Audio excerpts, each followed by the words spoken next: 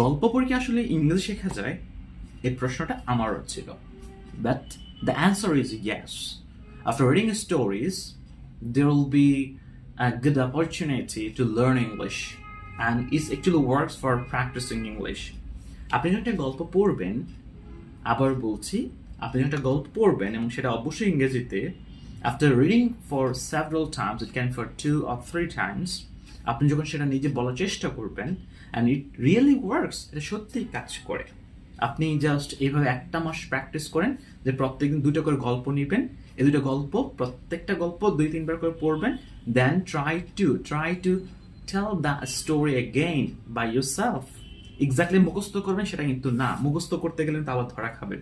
মুখস্থ না, যা পড়েছেন সেটা বলার চেষ্টা করেন, there will be some mistakes, sure, and try to record your videos, right? It's a good thing. Try to record your videos when you are telling the stories. So তখন আপনি বুঝবেন কোন জায়গায় ভুল করছেন, কোথায় গেলে সমস্যা হচ্ছে। এবার আপনি 30টা দিন every day 2 stories, there will be 60 stories, সেটা বলা প্র্যাকটিস করেন, and you will see the result. After 1 month, you will be really fluent. Be stay with English Inside. চ্যানেলটা সাবস্ক্রাইব করে না থাকলে চ্যানেল সাবস্ক্রাইব করুন, আমার পাশে থাকুন। Thank you.